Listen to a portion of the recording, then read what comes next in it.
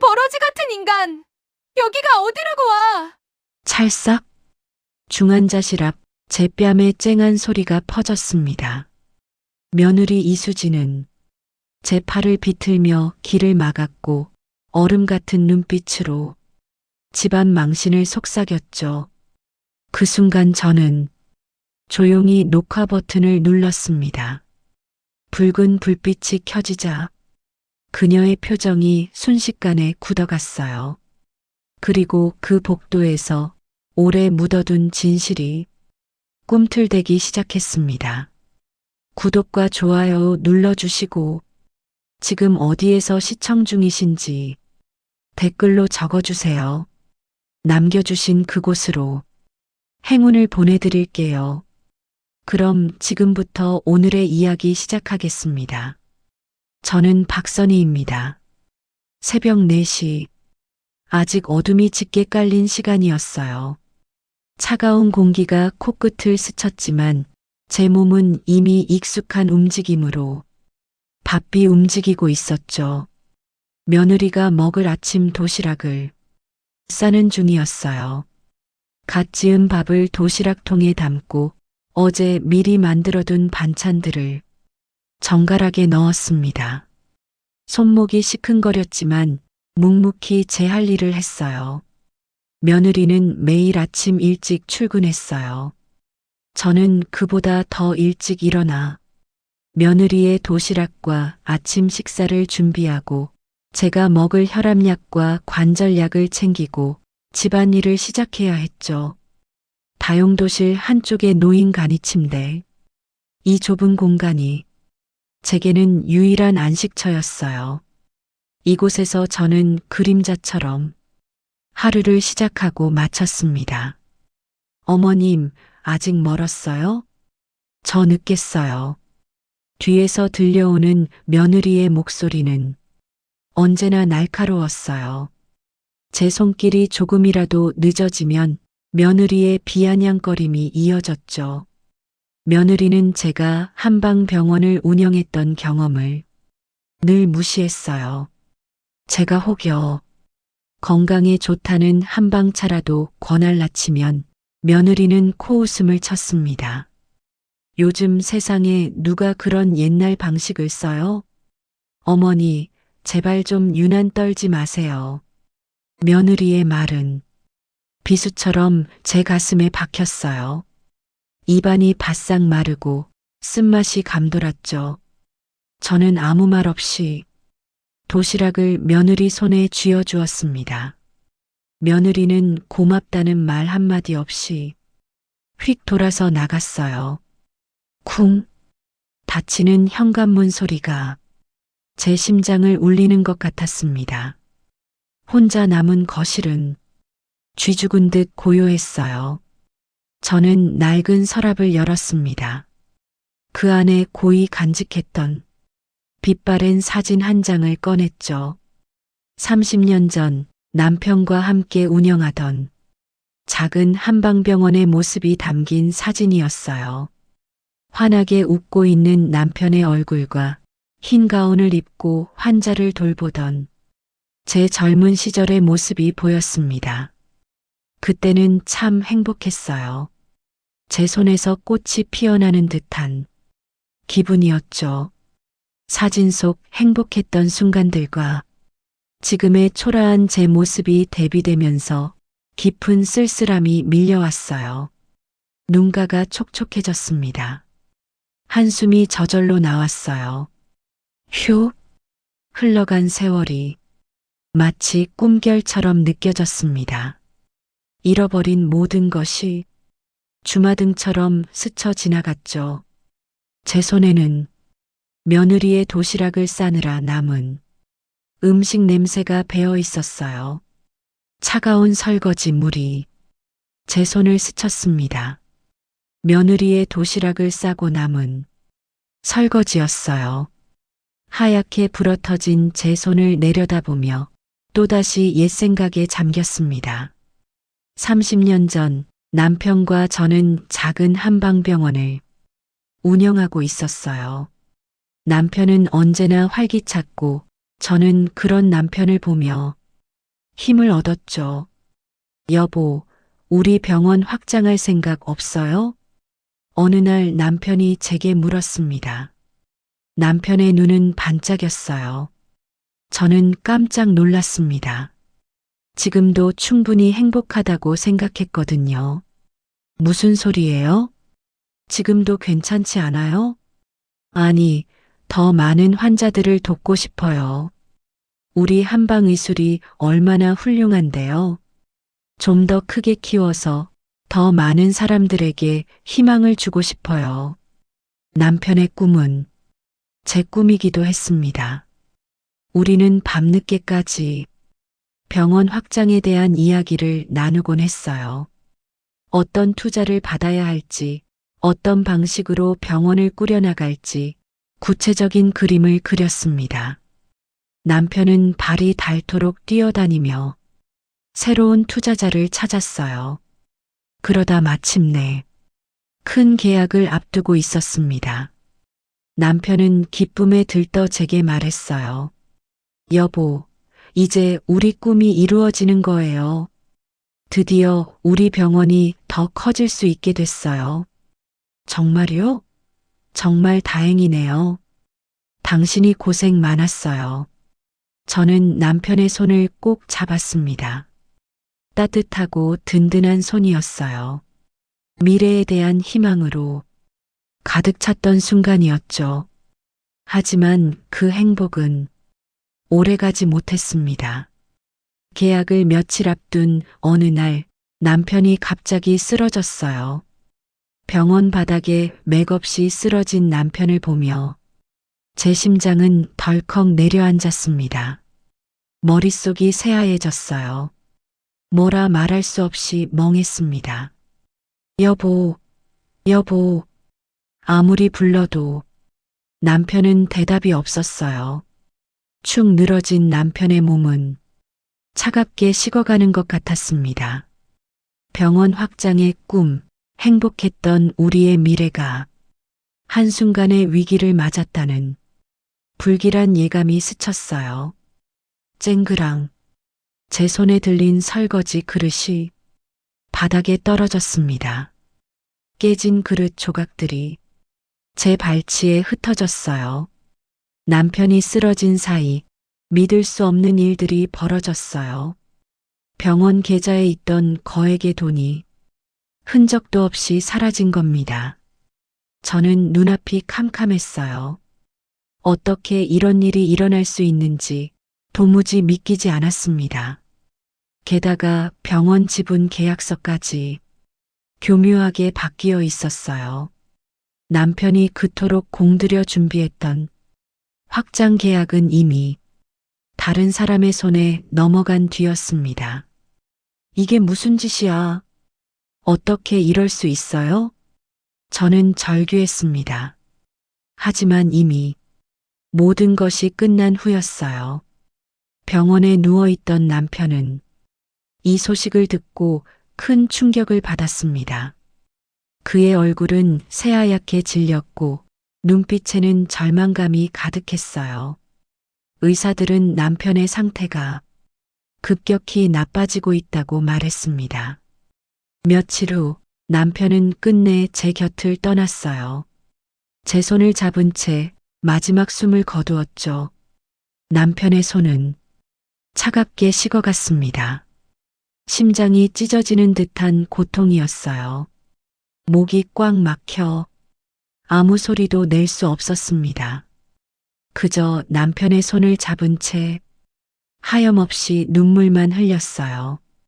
제 세상이 무너져 내리는 순간이었습니다. 남편을 잃고 저는 한방병원을 빼앗겼어요. 남편이 남긴 것은 병원 확장을 위해 빌린 막대한 빚더미뿐이었습니다. 하루아침에 모든 것을 잃고 저는 고향을 떠날 수밖에 없었어요. 차가운 길바닥에 나앉아 저는 생각했습니다. 이 모든 것이 우연일 리 없다고. 분명히 이 비극적인 사건의 배후에는 숨겨진 음모가 있을 거라고. 제 마음속에 깊은 한이 맺혔습니다. 이를 악물었어요. 그로부터 긴 세월이 흐른 뒤 아들 준서의 상견례 날이었어요. 며느리 될 수진이와 사돈 가족들을 만나는 자리였습니다. 고급 한정식 집의 정갈한 방에 앉아 저는 애써 미소를 지었어요. 하지만 제 마음속은 알 수 없는 불안감으로 가득했습니다. 사돈은 김영철 이사장이라고 했어요. 그의 얼굴을 마주한 순간 제 몸은 순간 얼어붙는 것 같았습니다. 번지르르한 얼굴, 그리고 날카롭게 빛나는 그의 눈빛. 그 모습이 30년 전 제 남편의 병원을 빼앗고 모든 것을 앗아갔던 그 사람과 묘하게 겹쳐 보였어요. 등골이 서늘해졌습니다. 온몸에 소름이 쫙 돋았어요. 설마요. 김영철입니다. 따님을 이렇게 훌륭하게 키워주셔서 감사합니다. 그의 목소리가 귀에 박혔어요. 김영철의 얼굴이 잠시 굳었다. 그러나 그는 곧 아무렇지 않은 척 미소를 지었다. 저는 그 순간 그가 나를 알아보았다는 불길한 직감을 느꼈습니다. 저는 애써 태어난 척했지만 손끝이 파르르 떨리는 것을 멈출 수 없었어요. 찻잔을 들다 손이 미끄러질 뻔했죠. 사돈은 현재 큰 의료재단의 이사장이라고 했습니다. 그의 사업 수완에 대한 칭찬이 오가는 동안 제 심장은 터질 듯 마구 뛰었어요. 가슴이 쿵쾅쿵쾅 거렸습니다. 숨쉬기조차 힘들었죠. 그가 의료재단 이사장이라는 사실이 30년 전 그 사건과 무관하지 않을 것이라는 불길한 예감이 들었어요. 머릿속에 과거의 악몽이 생생하게 되살아났습니다. 아니야, 착각일 거야. 그럴 리 없어. 저는 애써 스스로를 다독였어요. 하지만 제 눈은 계속해서 사돈의 얼굴을 훑고 있었습니다. 그의 입꼬리가 비웃듯 올라가는 것을 보았을 때 제 심장은 다시 한번 철렁 내려앉았어요. 이 결혼 정말 괜찮을까? 알 수 없는 불안감이 저를 짓눌렀습니다. 상견례가 끝나고 저는 안사돈과 잠시 이야기를 나누게 되었어요. 그녀는 서정인이라는 이름의 여인이었습니다. 제 얼굴을 본 그녀는 순간 놀란 표정을 지었어요. 저 역시 마찬가지였습니다. 선이야? 박선이? 정인아? 서정인? 저희는 서로의 이름을 부르며 깜짝 놀랐어요. 초등학교 동창이었습니다. 50년 만에 재회한 친구의 얼굴에는 세월의 흔적이 고스란히 남아 있었어요. 그녀의 눈빛은 어딘가 불안해 보였습니다. 축 처진 어깨는 무거운 짐을 지고 있는 듯 했어요. 여기는 저희 작은 아들 지원이에요. 서정희는 제게 아들을 소개했습니다. 앳된 얼굴의 한지원이 제게 꾸벅 인사를 했어요. 그녀는 아들을 소개하면서도 제 눈을 똑바로 쳐다보지 못했습니다. 불안하게 흔들리는 그녀의 눈동자를 보며 저는 직감했어요. 무언가 심상치 않은 일이 벌어지고 있다는 것을요. 정인아, 오랜만에 봐서 정말 반갑다. 저는 애써 밝게 말했지만 제 목소리도 살짝 떨렸어요. 그녀는 제 손을 잡았습니다. 그녀의 손은 차갑고 축축했어요. 그 손에서 저는 깊은 슬픔과 두려움을 느꼈습니다. 상견례 자리에서는 미처 다 말하지 못했던 이야기들이 친구와의 재회로 인해 서서히 수면 위로 떠오를 것 같았어요.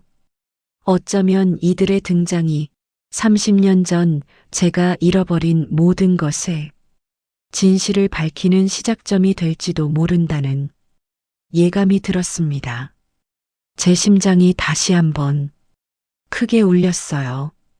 며칠 뒤 서정인에게서 연락이 왔어요. 저를 따로 만나고 싶다는 내용이었습니다. 저는 약속 장소로 향하는 내내 심장이 두근거렸어요. 그녀의 불안한 눈빛이 계속해서 머릿속을 맴돌았거든요.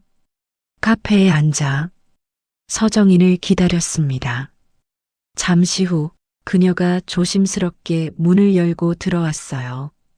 그녀의 얼굴은 상견례 때보다 더 수척해 보였습니다. 저는 차 한 잔을 앞에 두고 그녀의 이야기를 들었어요. 선이야, 미안해. 정말 미안해. 서정희는 제 눈을 피하지 않고 떨리는 목소리로 말했습니다. 그녀의 눈가에는 금세 눈물이 맺혔어요. 저는 아무 말 없이 그녀를 바라보았습니다. 사실은 30년 전 그 병원 일, 내 남편 김영철이 한 짓이야. 그녀의 입에서 나온 말은 저를 충격에 빠뜨렸어요. 머리를 망치로 맞은 것 같았습니다. 눈앞이 캄캄해지며 다리에 힘이 풀렸어요. 제 몸이 굳어졌습니다. 심장이 쿵 하고 내려앉았어요. 그 불길한 예감이 결국 현실이 된 거였습니다. 내 남편이, 김영철이, 응, 내 남편이 쓰러진 틈을 타서 병원 계좌 돈을 빼돌리고 계약서를 위조했어. 다 우리 남편의 계획이었어. 서정인의 고백은 제 가슴을 산산조각 내는 것 같았어요. 온몸이 부들부들 떨렸습니다. 주먹을 꽉 쥐니 손톱이 살갗에 파고들었어요. 아팠죠? 이가 갈렸습니다. 30년 동안 제 가슴에 맺혔던 한이 폭발하는 것 같았어요. 게다가 나 가난 말기래. 시한부 판정받았어. 서정희는 말을 마치고 제 앞에 무릎을 꿇었습니다. 그녀의 눈에서는 뜨거운 눈물이 쉴 새 없이 흘러내렸어요. 제발 우리 딸 결혼하는 것만 보게 해줘. 내 딸은 죄가 없어. 내 아들이랑 내 딸은 서로 사랑하잖아. 이 결혼만은 무사히 치르게 해줘. 제발 용서해줘. 그녀는 제 손을 잡고 흐느꼈어요. 그녀의 몸은 가늘게 떨렸습니다. 저는 아무 말도 할 수 없었어요. 복수심과 친구에 대한 연민, 그리고 아들의 행복 사이에서 제 마음은 갈기갈기 찢어지는 것 같았습니다. 테이블 위에 놓인 찻잔이 흔들렸어요. 서정인의 눈물 어린 고백과 간절한 부탁에 저는 망연자실했어요.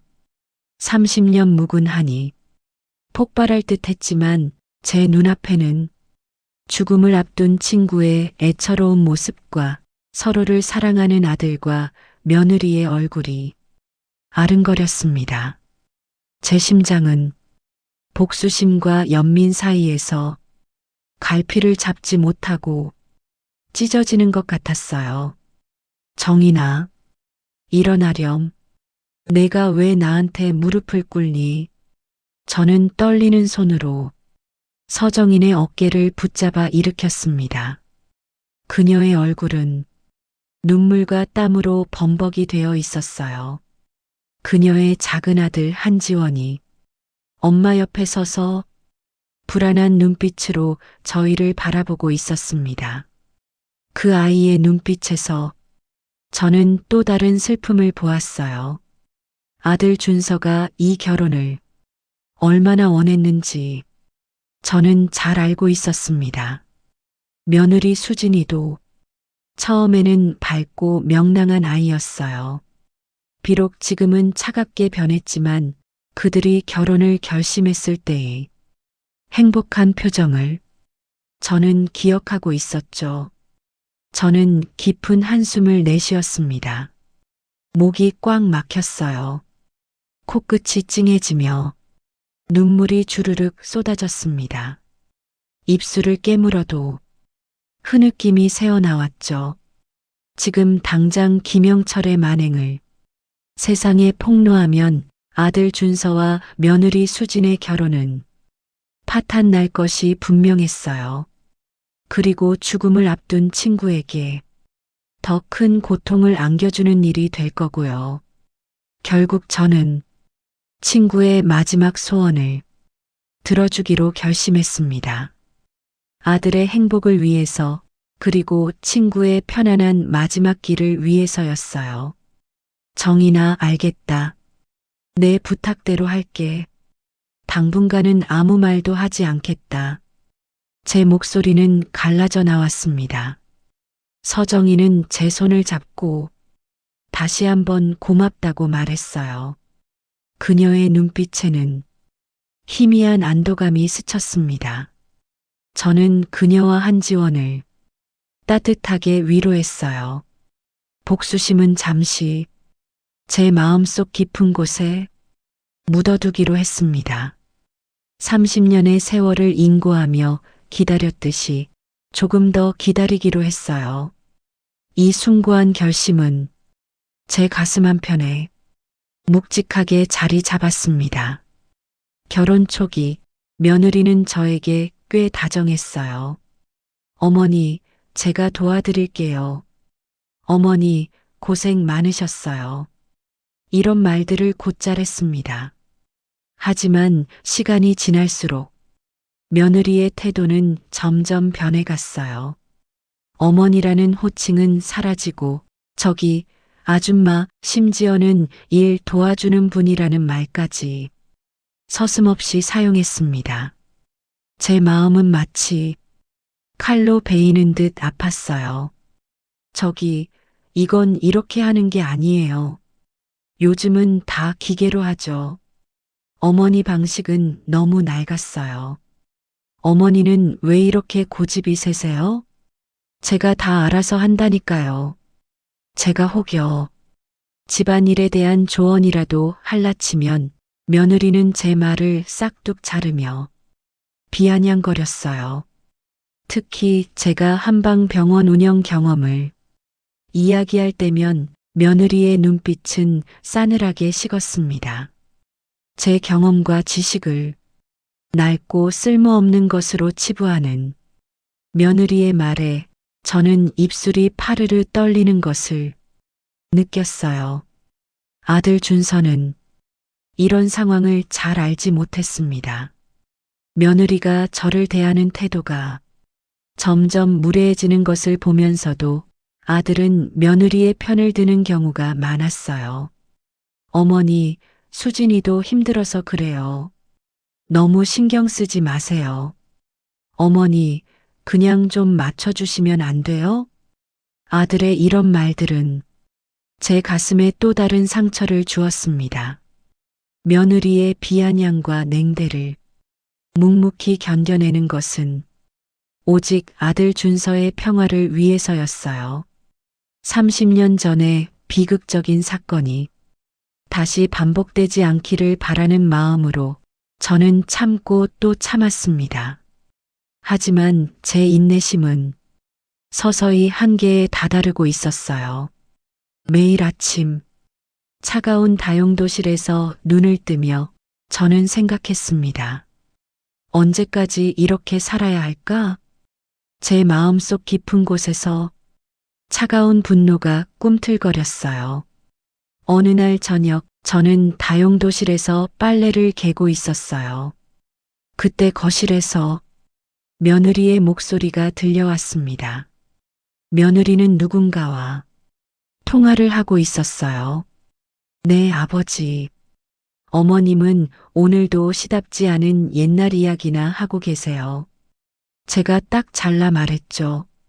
요즘 세상에 누가 그런 걸 믿냐고요. 며느리의 목소리는 평소보다 더 날카롭고 비꼬는 듯 했습니다. 제 귀는 쫑긋 세워졌어요. 며느리가 저를 하대하는 것도 모자라 시아버지인 김영철과 통화하며 제 험담을 하고 있다는 사실에 저는 온몸이 부들부들 떨렸습니다. 주먹을 꽉 쥐니 손톱이 살갗에 파고들었어요. 아팠죠? 이가 갈렸습니다. 아, 그리고 지원이 말이에요. 그 바보가 자꾸 저희 회사에 얼쩡거려서요. 제가 정리해야겠어요. 아버지처럼 사업 수완을 배워야 하는데 말이죠. 한지원, 서정인의 아들 지원이었습니다. 며느리는 동생 지원이를 왕따 취급하고 있었던 거예요. 그리고 김영철이 탐욕스러운 사업 수완을 칭송하며 마치 그것이 당연한 듯 말하고 있었습니다. 며느리의 입꼬리가 비웃듯 올라가는 모습이 눈앞에 선하게 그려졌어요. 그 순간 저는 깨달았습니다. 며느리 이수진 역시 아버지 김영철과 똑같은 악한 본성을 지녔다는 것을요. 그녀는 겉으로는 착하고 유능한 척했지만 속으로는 저와 지원이를 무시하고 멸시하고 있었던 거예요. 제 심장은 분노로 활활 타올랐습니다. 더 이상 참을 수 없다는 생각이 머릿속을 가득 채웠어요. 저는 조용히 다용도실 문을 닫았습니다. 제 발걸음은 굳건했어요. 30년 동안 꾹꾹 눌러 담았던 복수심이 다시금 치솟았습니다. 이제는 더 이상 아들의 평화를 위한다는 명목으로 참을 수 없었어요. 제 자신을 위해서라도 저는 싸워야 했습니다. 차가운 분노가 제 마음속에 응축되었어요. 며느리의 악한 본성을 확인한 그날 밤, 저는 잠을 이룰 수 없었어요. 다용도실 간이 침대에 누워 천장만 바라봤습니다. 제 머릿속에는 며느리의 비아냥거리는 목소리와 김영철의 탐욕스러운 얼굴이 계속해서 떠올랐어요. 저는 조용히 자리에서 일어나 낡은 서랍을 열었습니다. 서랍 속 깊이 간직했던 빛바랜 옛 병원 명함을 꺼냈어요. 행복한방병원. 남편과 제가 함께 꿈을 키웠던 병원의 이름이었습니다. 명함은 세월의 흔적을 고스란히 담고 있었어요. 모서리는 달아해졌고 글씨는 희미해져 있었죠. 저는 그 명함을 손에 쥐었습니다. 차갑고 딱딱한 종이 위로 제 손가락이 스쳤어요. 30년 전 이 명함을 처음 받았을 때의 설렘과 기쁨이 생생하게 기억났습니다. 하지만 지금은 그저 잃어버린 모든 것의 증거일 뿐이었어요. 명함을 응시하며 제 눈에서는 뜨거운 눈물이 주르륵 흘러내렸습니다. 과거의 아픔이 고스란히 담긴 명함이었어요. 남편의 억울한 죽음, 병원을 잃은 상실감, 그리고 30년 동안 견뎌온 냉대와 서름, 모든 감정이 한꺼번에 밀려왔습니다. 제 입술이 파르르 떨렸어요. 흐느낌이 새어나왔습니다. 하지만 그 눈물은 단순한 슬픔의 눈물이 아니었어요. 그것은 굳은 결심의 눈물이었습니다. 저는 명함을 꼭 쥐었어요. 그리고 한지원에게 전화를 걸었습니다. 지원아, 나야. 선희 아줌마. 네, 아줌마. 무슨 일이세요? 지원이의 목소리는 여전히 불안하고 조심스러웠어요. 저는 심호흡을 한 번 했습니다. 지원아, 이제 30년 전의 진실을 세상에 밝히자. 제 목소리는 떨렸지만 그 속에는 단단한 결의가 담겨 있었어요. 전화기 너머로 지원이의 숨소리가 거칠어졌습니다. 침묵이 흘렀어요. 길게 느껴지는 침묵이었습니다. 네, 아줌마. 저도 그렇게 생각했어요. 어떻게든 진실을 밝히고 싶었습니다. 지원이의 목소리에도 굳은 결심이 느껴졌어요. 저는 전화를 끊고 다시 명함을 바라보았습니다. 이제는 더 이상 참지 않을 겁니다. 잃어버린 제 명예와 남편의 억울함을 되찾기 위해 저는 모든 것을 걸기로 결심했어요. 제 마음속에 차갑고 단단한 복수의 칼날이 쥐어졌습니다. 며칠 뒤 서정인이 중환자실에 들어갔다는 소식이 들려왔어요. 제 심장이 쿵 하고 내려앉았습니다. 친구의 마지막을 보기 위해 저는 급히 병원으로 향했어요.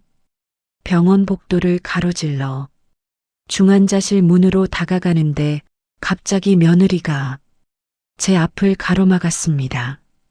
어머니, 지금 어디 가세요? 여기 오시면 안 돼요. 비켜라, 수진아. 친구가 위독하다잖니. 제 목소리는 차분했지만 제 마음은 불안으로 가득했어요. 며느리는 제 팔을 붙잡았습니다. 그녀의 소나기에 힘이 들어갔어요. 어머니가 여기 오시면 집안 망신이에요. 아버지도 아시면 노발대발하실 거예요. 제발 좀 가만히 계세요. 며느리의 목소리는 악에 받쳐 있었습니다. 그녀의 눈빛은 싸늘하게 식었고 입술은 비웃듯 올라갔어요. 그녀는 제게 폭언을 퍼부으며 친구에게 가는 길을 필사적으로 방해했습니다. 제 팔을 붙잡은 소나기에 통증이 느껴졌어요. 이것 좀 놓지 못해. 저는 며느리의 손을 뿌리쳤습니다. 며느리는 순간 비틀거렸지만 이내 다시 제 앞을 막아섰어요. 어머니, 정말 이러실 거예요? 제가 분명히 말씀드렸죠. 돌아가세요. 그녀의 눈동자가 흔들리며 불안함이 드러났지만 그녀는 끝까지 저를 막아섰습니다. 저는 며느리의 협박에도 흔들리지 않았어요. 제 친구의 마지막을 지켜주고 싶었습니다. 30년의 세월을 함께 해온 친구였어요. 그녀의 마지막 가는 길을 배웅하는 것은 제게 남은 마지막 의리였습니다. 제 발걸음은 굳건했어요. 며느리를 지나쳐 중환자실 문을 향해 걸어갔습니다. 며느리의 얼굴은 분노로 일그러져 있었어요. 그 순간 제 마음속에 차가운 결심이 더욱더 단단해졌습니다. 제가 중환자실 문으로 다가가려 하자 며느리는 제 앞을 가로막으며 온갖 폭언을 퍼부었어요. 어머니는 왜 이렇게 눈치가 없으세요? 여기 오시면 안 된다니까요. 우리 집안 망신시키지 마세요. 그녀의 목소리는 히스테리컬하게 높아졌습니다. 사람들의 시선이 저희에게 쏠리는 것이 느껴졌어요. 제 얼굴은 확 달아올랐습니다. 귀까지 빨개졌어요. 뜨끈뜨끈했죠. 하지만 저는 애써 침착함을 유지했습니다. 수진아, 지금 내가 무슨 짓을 하는지 잘 생각해 보렴. 제가 차분하게 말하자 며느리의 눈빛이 더욱 날카로워졌어요. 그녀의 입술이 파르르 떨렸습니다. 생각? 제가 뭘 생각해요? 어머니야말로 제발 생각 좀 하고 행동하세요. 순간 며느리의 손이 제 뺨을 향해 날아왔습니다. 짝! 하는 소리와 함께 제 뺨이 얼얼했어요. 얼굴이 화끈거리고 눈앞이 잠시 캄캄해졌습니다. 저는 이를 악물었어요. 하지만 저는 쓰러지지 않았습니다. 제 손에 들려있던 휴대폰이 녹화 버튼을 눌렀어요. 붉은 점이 깜빡이는 것이 보였습니다. 그리고 천장에 설치된 CCTV를 똑바로 올려다보았어요. 며느리의 눈동자가 흔들리는 것이 보였습니다. 그녀는 제가 녹화 중이라는 것을 알아차린 듯 했어요. 당신 지금 뭐 하는 거야? 당장 꺼. 며느리는 제 휴대폰을 빼앗으려 달려들었습니다. 하지만 저는 굳건히 휴대폰을 사수했어요. 그녀의 추악한 폭언과 폭행은 고스란히 제 휴대폰과 병원 CCTV에 녹화되고 있었습니다. 이 영상은 김영철의 악행을 밝힐 중요한 단서가 될 것임을 저는 확신했어요. 제 마음속에 차가운 분노가 응축되었습니다. 며느리가 저를 폭행하려 다시 달려드는 순간이었어요. 그때 갑자기 병원장과 간호부장이 나타났습니다. 그들은 저희에게 다가와 며느리를 말렸어요. 이게 무슨 소란입니까? 병원장의 목소리는 단호했습니다. 며느리는 갑작스러운 상황에 당황하며 안절부절 못했어요. 그녀의 얼굴은 새하얗게 질렸고 눈동자는 불안하게 흔들렸습니다. 입만 벙긋거렸을 뿐 아무 말도 하지 못했죠. 박선희 여사님, 정말 죄송합니다. 저희 병원에서 이런 일이 발생하다니. 병원장은 며느리에게는 눈길도 주지 않고 제게 다가와 고개를 숙이며 깊이 사과했어요. 그의 태도는 며느리를 대하는 것과는 확연히 달랐습니다. 병원장은 저를 박선희 여사님이라고 부르며 정중하게 대했어요. 저는 의아했습니다. 제가 어떤 사람인지 병원장이 어떻게 알고 저를 이렇게 대하는 걸까요? 문득 제 마음속에 희미한 의문이 스쳤어요. 병원장이 저의 숨겨진 권력을 인지하고 있는 듯 했습니다. 어쩌면 그는 제가 과거에 잃어버린 병원의 진짜 주인이라는 것을 알고 있는 것일지도 모른다는 생각이 들었어요. 며느리는 병원장의 태도에 더욱 당황한 듯 보였습니다. 그녀는 저를 흘끗 쳐다보며 입술을 깨물었어요. 이 사건은 김영철에게 큰 압박으로 작용할 것이 분명했습니다. 제 휴대폰에 녹화된 영상과 병원 CCTV 그리고 병원장의 증언까지 더해지면 김영철과 며느리는 더 이상 발뺌할 수 없을 거예요. 저는 병원장에게 가볍게 고개를 숙여 보였습니다. 제 입가에 희미한 미소가 스쳤어요. 복수의 서막이 오르고 있음을 직감했습니다. 병원 조사를 받은 며느리는 김영철의 영향력 덕분인지 얼마 지나지 않아 풀려났어요. 집에 돌아온 며느리는 제게 눈길도 주지 않았습니다. 저는 거실에 앉아 아들 준서가 오기를 기다렸어요. 얼마 후 아들 준서가 집으로 돌아왔습니다. 그의 얼굴에는 걱정스러운 기색이 역력했어요. 저는 아들이 제 편을 들어줄 것이라고 조금이나마 기대했습니다. 하지만 아들은 제 기대와는 다른 말을 했어요. 어머니, 무슨 일이 있었는지 다 들었습니다. 하지만 수진이도 많이 힘들어서 그래요.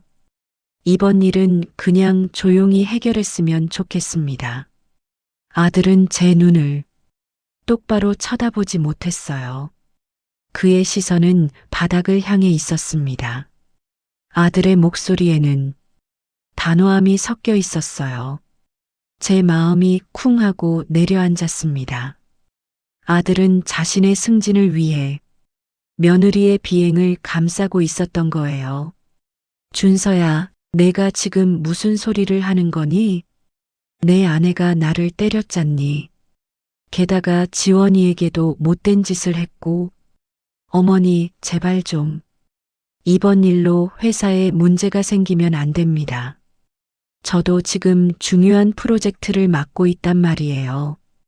어머니가 조금만 참아주시면 안 돼요? 아들의 말에 저는 깊은 실망감을 느꼈어요. 목이 꽉 막혔습니다. 코끝이 찡해지며 눈물이 주르륵 쏟아질 것 같았지만 저는 애써 참았어요. 아들은 제가 30년 동안 겪어온 고통과 아픔을 전혀 이해하지 못하고 있었습니다. 그에게는 오직 자신의 성공만이 중요할 뿐이었어요. 아들의 나약함과 냉정한 외면에 제 가슴은 싸늘하게 식어갔습니다. 온몸에 힘이 쭉 빠지는 것 같았어요. 더 이상 가족에게서 기댈 곳이 없음을 깨달았습니다. 저는 조용히 자리에서 일어났어요. 그리고 제 방으로 향했습니다. 아들은 저를 붙잡지 않았어요. 거실에 침묵이 깔렸습니다. 째깍째깍 벽시계 초침 소리만 요란했어요. 아들의 외면에 깊은 상처를 받은 저는 더 이상 주저할 이유가 없음을 깨달았어요. 제 복수는 이제 오직 저 혼자만의 싸움이 될 거였습니다. 저는 한지원에게 전화를 걸었어요. 지원아, 나야. 아줌마. 네, 아줌마. 괜찮으세요? 지원이의 목소리에는 걱정이 가득했습니다. 저는 애써 미소를 지었어요. 괜찮다. 지원아, 너에게 부탁할 것이 있다. 무엇이든 말씀하세요, 아줌마. 지원이의 목소리는 단호했어요. 저는 그에게 병원에서 있었던 일을 자세히 설명했습니다. 며느리가 저를 폭행하고 폭언을 퍼부었던 일, 그리고 병원장이 저를 박선희 여사님이라고 부르며 정중하게 대했던 일까지요. 지원아, 병원 복도 CCTV 영상을 확보해 줄 수 있겠니? 그리고 며느리가 김영철과 통화했던 내용도 녹취한 것이 있을 거다. 그것도 찾아줘. 네, 아줌마. 제가 알아서 하겠습니다. 지원이의 목소리에는 강한 의지가 담겨 있었어요. 저는 그에게 마지막으로 한 가지 더 요청했습니다. 그리고 김영철의 과거 비리 증거를 추가로 확보해 줄 수 있겠니? 30년 전 병원 탈취 사건 외에도 분명히 다른 비리들이 있을 거다. 네, 아줌마. 제가 할 수 있는 모든 것을 하겠습니다. 전화를 끊고 저는 창밖을 바라보았어요. 제 손에 들려있던 휴대폰이 뜨끈뜨끈했습니다. 이 증거들이 김영철의 악행을 세상에 폭로하고 제 명예를 되찾을 결정적인 열쇠가 될 것임을 저는 확신했어요. 복수의 시기가 임박했음을 직감했습니다. 제 마음속에 차가운 분노가 다시금 응축되었어요. 이제 더 이상 물러설 곳은 없었습니다. 며칠 뒤 지원이에게서 연락이 왔어요. 급히 저를 만나고 싶다는 내용이었습니다.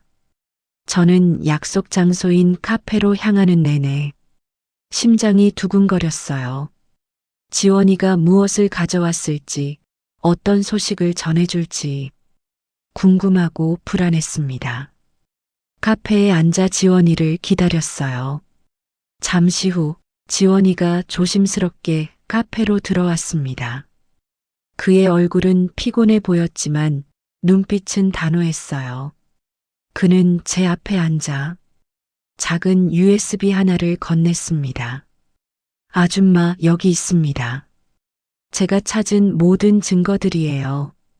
저는 떨리는 손으로 USB를 받아들었어요. 차갑고 단단한 금속 조각이 제 손안에서 묵직하게 느껴졌습니다. 이 작은 USB 안에 30년 묵은 하늘 풀 열쇠가 담겨 있다는 생각에 제 심장이 터질 듯 마구 뛰었어요. 가슴이 쿵쾅쿵쾅 거렸습니다. 숨쉬기조차 힘들었죠. 이 안에 뭐가 들어있니? 김영철의 과거 비리 자료들, 그리고 이수진과 김영철의 수상한 통화 녹취 파일, 그리고 30년 전 병원 위조 계약서 원본도 찾았습니다. 지원이의 말에 저는 숨을 들이켰어요. 위조 계약서 원본, 그것이야말로 결정적인 증거였습니다. 입안이 바싹 말랐어요. 침을 삼키려 해도 목이 칼칼했습니다. 정말 고맙다, 지원아. 내가 아니었다면. 아닙니다, 아줌마. 이건 제가 해야 할 일이었어요. 지원이의 눈빛은 단단했습니다. 그는 제게 USB 안의 자료들을 자세히 설명해 주었어요. 김영철을 나락으로 떨어뜨릴 핵심 증거들이 모두 이 작은 USB 안에 담겨 있었습니다. 마치 제 손에 복수의 칼날이 쥐어진 것과 같았어요. 제 가슴 속에서 차갑고 뜨거운 감정들이 뒤섞였습니다. 이제 모든 것이 시작될 거였어요. 집으로 돌아오자마자 저는 지원이가 건네준 USB를 컴퓨터에 연결했어요. 숨을 죽인 채 폴더를 하나씩 열어보았습니다. 김영철의 과거 비리 자료들과 며느리 이수진과의 통화 녹취 파일들이 제 눈앞에 펼쳐졌어요. 그들의 악행이 낱낱이 드러나는 증거들이었습니다. 제 손끝이 파르르 떨렸어요. 그리고 마지막 폴더를 열었습니다. 그 안에는 서정인의 이름으로 된 영상 파일이 있었어요. 저는 망설임 없이 파일을 실행했습니다. 화면 속에는 수척해진 서정인의 얼굴이 나타났어요. 그녀는 병상에 누워 있었습니다. 창백한 얼굴이었지만 그녀의 눈빛은 맑았어요. 선이야, 이 영상을 내가 보게 될 줄은 몰랐다. 어쩌면 내가 마지막으로 남기는 말일지도 모르겠구나.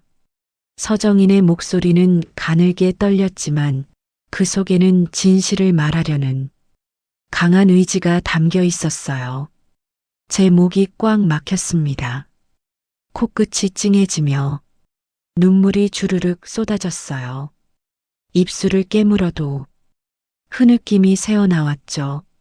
내 남편 김영철이 30년 전 행복 한방병원을 빼앗고 계약서를 위조했다는 것을 고백한다. 선이 내 남편이 쓰러진 틈을 타서 모든 것을 빼앗았어. 내가 말렸지만 그는 듣지 않았어. 너무 미안하다, 선이야. 정말 미안해.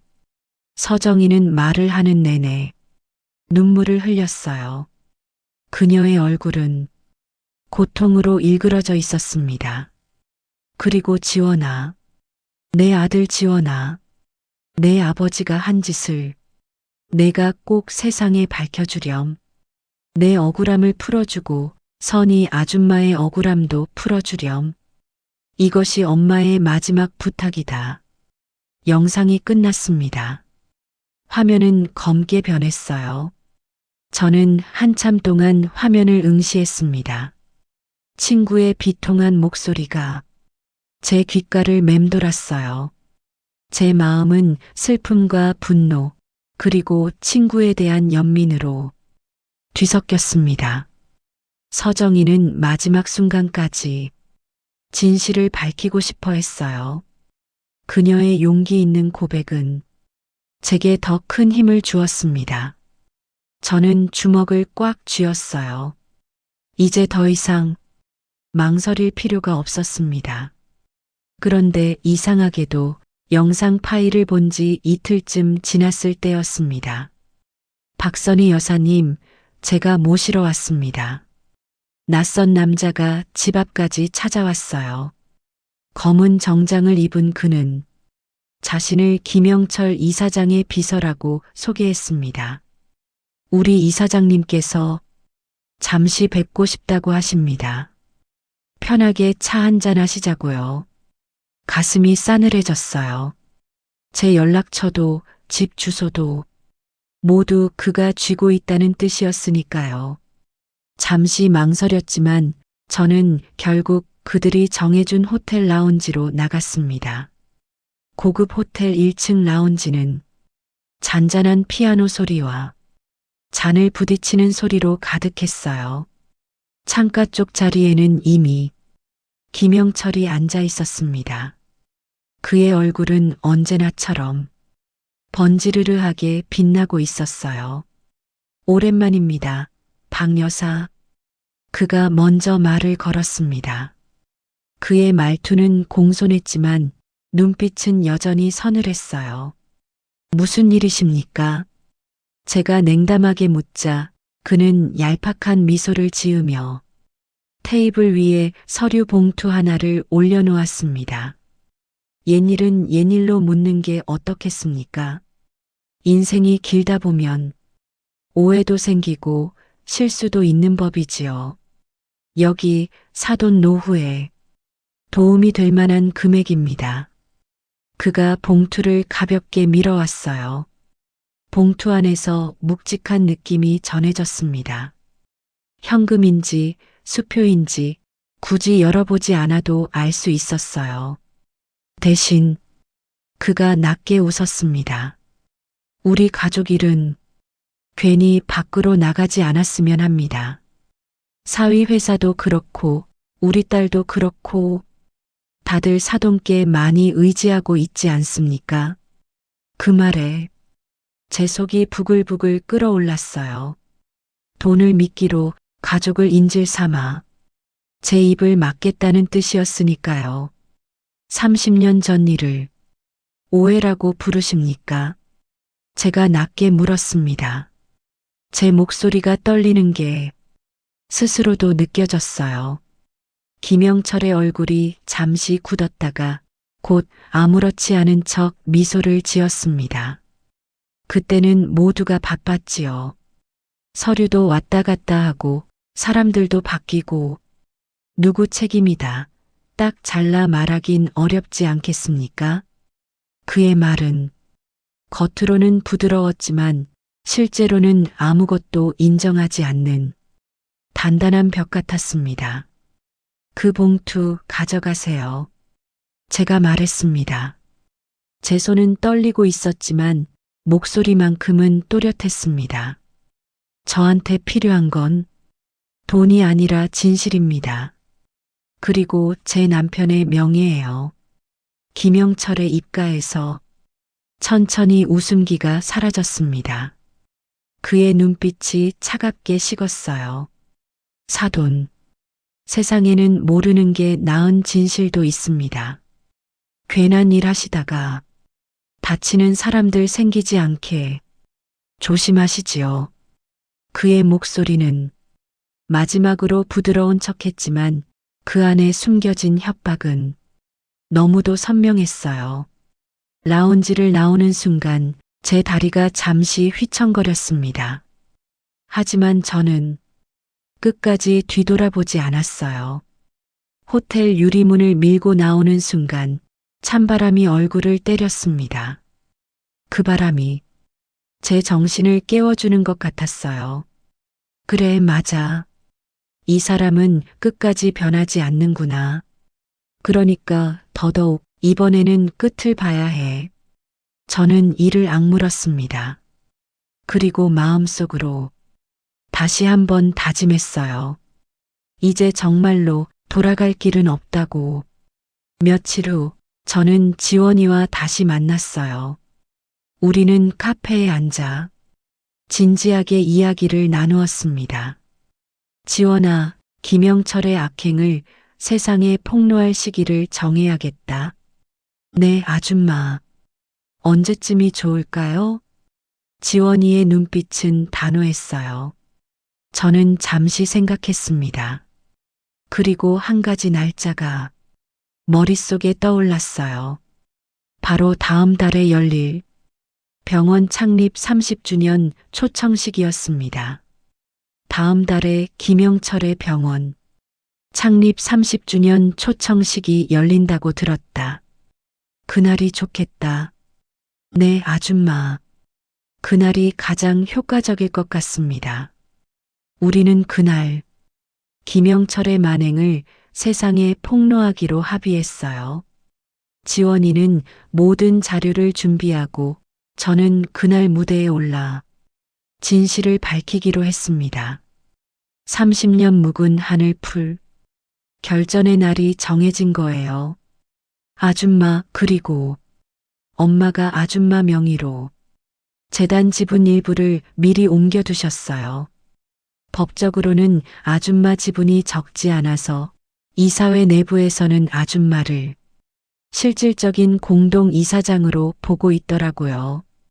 엄마가 가진 지분은 친정에서 물려받은 개인 재산으로 되어 있어서 아버지도 함부로 손댈 수 없었다고 하더라고요. 그러고 보니 며칠 전 병원장이 저를 사돈이라고 부르며 유난히 공손하게 대하던 이유도 이제야 이해가 되었습니다. 뭐라고? 정인이가 그런 걸? 저는 놀라서 눈이 커졌습니다. 네, 아버지 모르게 미리 해놓으신 것 같아요.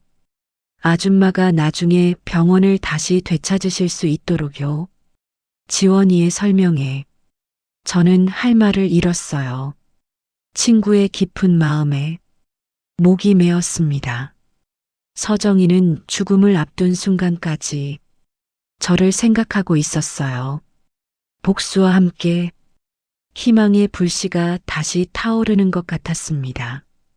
제 마음속에 따뜻한 감동과 함께 굳은 결심이 자리 잡았어요. 이제 저는 잃어버린 병원과 명예를 되찾아야 했습니다. 친구의 마지막 소원을 위해서라도요. 결전의 날이 다가올수록 며느리의 비아냥과 아들 준서의 외면은 더욱 심해졌어요. 어머니, 요즘 왜 이렇게 기운이 없으세요? 병원이라도 가보셔야 하는 거 아니에요? 어머니, 제발 좀 조용히 계세요. 괜히 일 크게 만들지 마시고요. 며느리의 말은 비수처럼 제 가슴에 박혔습니다. 아들은 며느리의 편을 들며 저를 외면했어요. 그들의 말과 행동은 제 가슴을 갈기갈기 찢어 놓았지만 저는 묵묵히 견뎌냈습니다. 제 마음속에는 오직 복수의 날만을 기다리는 굳은 의지가 자리 잡고 있었어요. 어느 날 저녁 저는 제 방으로 들어갔습니다. 낡은 장롱을 열었어요. 그 안에는 30년 전 남편이 제게 사준 정장이 걸려 있었습니다. 남편이 병원 확장을 기념하며 우리 여보 이제 큰 병원 이사장님이 될 사람이니 이런 옷도 입어야지 하며 웃으며 선물했던 정장이었어요. 저는 조심스럽게 정장을 꺼냈습니다. 세월의 흔적이 고스란히 느껴지는 낡은 정장이었어요. 저는 그 정장을 입어보았습니다. 거울 속 제 모습은 30년 전과는 너무나도 달랐어요. 젊고 활기찼던 제 모습은 온데간데 없고 수많은 주름과 깊어진 눈빛만이 남아 있었습니다. 낡은 정장이 제 몸에 조금은 헐렁하게 느껴졌어요. 거울 속 자신을 보며 저는 지난 세월의 고통과 인고의 시간이 스쳐 지나가는 것을 느꼈습니다. 남편의 죽음, 병원을 잃은 상실감, 며느리의 냉대, 아들의 외면, 모든 아픔이 주마등처럼 스쳐 지나갔어요. 하지만 제 눈빛에는 흔들림 없는 굳은 의지가 서려 있었습니다. 저는 주먹을 꽉 쥐었어요. 복수의 날이 다가오고 있음을 인내심 있게 기다렸습니다. 낡은 정장을 입은 제 모습은 초라했지만 제 마음속은 그 어느 때보다 단단했어요. 제 복수는 단순히 개인적인 복수가 아니었습니다. 그것은 잃어버린 명예를 되찾고 정의를 실현하는 것이었어요. 저는 아들 준서와 며느리 이수진이 저를 지방의 외딴 요양원에 보낼 계획을 우연히 듣게 되었습니다. 그들이 거실에서 작게 속삭이는 소리가 제 귀에 또렷하게 들려왔어요. 여보, 어머니는 이제 더 이상 집에 계시기 힘들 것 같아요. 이번에 새로 생긴 요양원이 시설도 좋고 조용해서 어머니가 편하게 지내실 수 있을 거예요. 그래요? 그럼 바로 알아봐요. 어차피 어머니도 이제 연세가 있으시니 혼자 계시는 것보다 그게 더 좋으실 거예요. 그들의 대화는 제 머리를 망치로 맞은 것 같았어요. 눈앞이 캄캄해지며 다리에 힘이 풀렸습니다. 제 몸은 순간 얼어붙었어요. 요양원이라니 저는 버려지는 것 같은 기분이 들었습니다. 온몸에 소름이 쫙 돋았어요. 아들 준서마저 며느리의 뜻에 따르고 있었어요. 아들의 목소리에는 일말의 망설임도 없었습니다. 제게는 이제 정말 아무것도 남아있지 않은 것 같았어요. 가족에게마저 버림받는다는 생각에 제 심장은 찢어지는 듯 아팠습니다. 저는 조용히 다용도실로 돌아왔어요. 제 눈에서는 뜨거운 눈물이 쉴 새 없이 흘러내렸습니다. 하지만 그 눈물은 더 이상 슬픔의 눈물이 아니었어요. 그것은 차가운 분노의 눈물이었습니다. 더 이상 주저할 이유가 없음을 깨달았어요. 그동안 아들의 행복을 위해, 친구의 마지막을 위해 참고 또 참아왔던 제 인내심은 바닥을 드러냈습니다. 이제는 오직 저 자신을 위해서, 그리고 남편의 억울함을 위해서 싸워야 했어요. 제 마음속의 차가운 분노가 응축되었습니다. 복수 의지는 더욱 확고해졌어요. 저는 이를 악물었습니다. 이제 더 이상 물러설 곳은 없었어요. 결전의 날이 다가오고 있었습니다. 결전의 날, 병원 창립 30주년 초청식 당일 아침이 밝았어요. 저는 새벽 일찍 일어나 30년 만에 남편이 사준 정장을 꺼내 입었습니다. 낡고 빛바랜 정장이었지만 제게는 세상에서 가장 소중한 옷이었어요. 거울 속 제 모습을 마주했습니다. 수많은 주름과 깊어진 눈빛 속에서 지난 세월의 고통과 인고의 시간이 스쳐 지나갔어요. 젊고 활기찼던 제 모습은 온데간데 없고 고통과 인내로 점철된 세월의 흔적만이 남아 있었습니다. 하지만 제 눈빛은 그 어느 때보다 단단하고 굳건했어요. 저는 거울 속 자신을 바라보며 나지막이 속삭였습니다. 여보, 오늘이야. 오늘 우리가 잃어버린 모든 것을 되찾을 거야. 제 목소리는 떨렸지만 그 속에는 흔들림 없는 결의가 담겨 있었어요. 잃어버린 명예와 한을 풀기 위해 저는 굳건한 결심을 다졌습니다. 제 마음속에 차가운 분노와 뜨거운 복수심이 뒤섞였어요.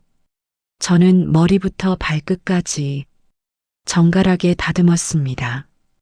한치의 흐트러짐도 없이 완벽한 모습을 하고 싶었어요. 김영철과 며느리 이수진 앞에서 당당하게 서기 위해서였습니다. 제 가슴이 쿵쿵거렸어요. 숨쉬기조차 조심스러웠습니다. 째깍째깍 초침 소리가 요란하게 들렸어요. 시간이 늘어지는 것 같았습니다. 그 몇 초가 몇 시간처럼 길게 느껴졌어요. 저는 심호흡을 한 번 했습니다. 그리고 현관문을 향해 걸어갔어요. 이제 모든 것이 시작될 거였습니다. 제가 김영철의 악행을 담담하게 증언하는 순간 김영철이 갑자기 무대로 난입했어요. 그의 얼굴은 분노로 일그러져 있었고 눈빛은 살벌했습니다. 이 여자가 지금 무슨 헛소리를 하는 겁니까? 여러분, 이 여자는 사기꾼입니다. 말도 안 되는 소리로 저를 모함하고 있습니다. 김영철은 제게 다가와 마이크를 빼앗으려 했어요. 그의 거친 손길이 제 팔을 붙잡았습니다. 저는 그의 손을 뿌리쳤어요. 강당은 순식간에 아수라장이 되었습니다. 사람들은 혼란에 빠져 웅성거렸어요. 증거를 보여드리겠습니다. 제가 외치자 스크린에 준비된 증거 영상이 재생되려 했어요. 하지만 갑자기 시스템이 고장난 듯 화면이 멈추고 검게 변했습니다. 삑삑. 스피커에서는 삑삑거리는 소리만 들려왔어요. 김영철이 누군가에게 지시를 내린 것이 분명했습니다. 꺼봐요. 증거도 없으면서 사기를 치는 겁니다. 저 여자의 말을 믿지 마세요. 김영철은 저를 사기꾼이라 매도하며 증거 제시를 방해했어요. 사람들은 혼란에 빠진 채 의혹의 눈초리를 보냈습니다. 진실이 가려질 위기에 처한 거예요. 제 마음이 초조해졌습니다. 이대로 모든 것이 물거품이 되는 걸까? 이게 무슨... 저는 당황했어요. 지원이에게 무슨 일이 생긴 걸까요? 왜 시스템이 고장 난 걸까요? 제 마음속은 불안감으로 가득 찼습니다. 김영철은 비웃듯 입꼬리를 올렸어요. 그의 눈빛에는 승리감이 가득했습니다. 쾅! 바로 그때였습니다.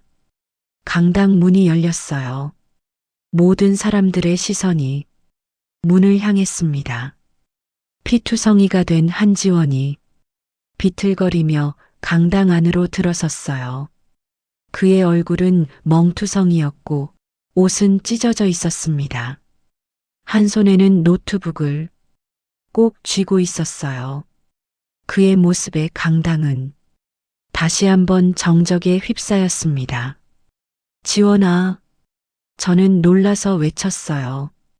지원이는 김영철에게 매수된 조직원들에게 습격당한 것이 분명했습니다. 그는 피를 흘리면서도 굳건한 눈빛으로 무대를 향해 걸어왔어요. 그의 발걸음은 위태로웠지만 결코 멈추지 않았습니다. 아버지, 김영철 이사장님, 지원이의 목소리는 갈라져 나왔지만 강당에 또렷하게 울려 퍼졌어요. 김영철의 얼굴은 경악으로 물들었습니다. 며느리 이수진 역시 충격에 입을 다물지 못했어요.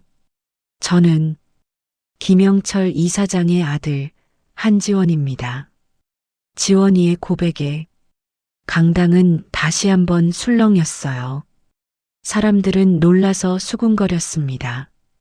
아들이 아버지를 폭로하겠다고 나선 거였어요. 지원이는 비틀거리면서도 무대 위로 올라왔습니다.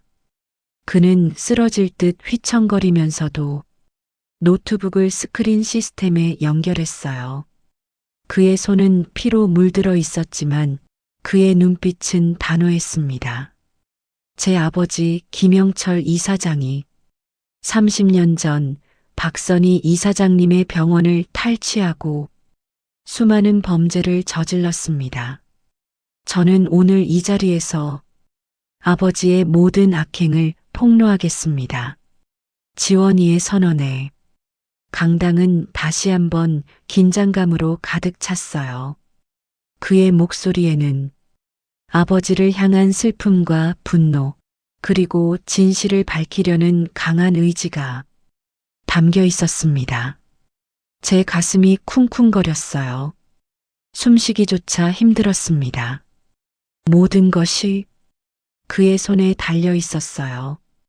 한지원은 비틀거리는 몸을 이끌고 노트북을 시스템에 연결했어요. 그의 손은 피로 물들어 있었지만 그의 눈빛은 흔들림 없었습니다. 그때 김영철이 갑자기 앞으로 뛰쳐나왔습니다. 꺼라고 했어. 이건 다 조작이야. 그는 한지원이 들고 있던 카메라를 거칠게 잡아채며 욕설을 내뱉기 시작했습니다.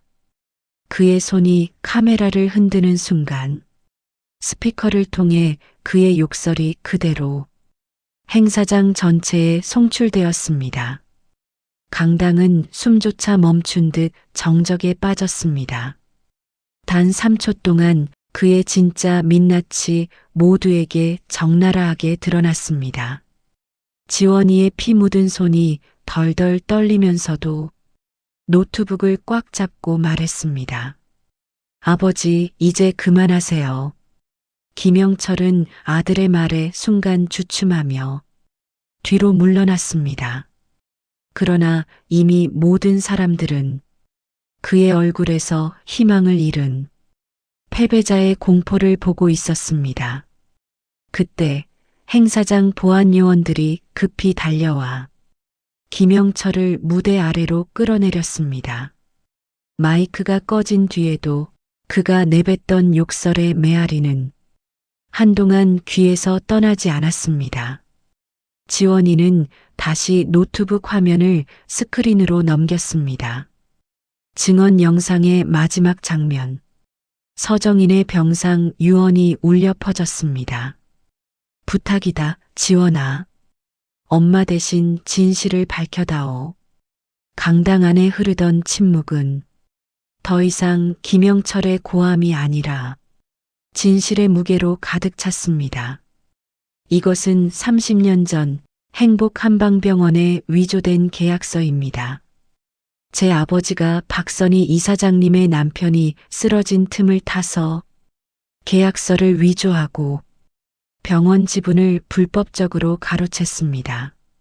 스크린에는 위조된 병원 계약서 원본이 선명하게 나타났어요. 사람들의 탄성이 강당에 울려 퍼졌습니다. 김영철의 얼굴은 새하얗게 질렸고 며느리 이수진은 입을 다물지 못했어요.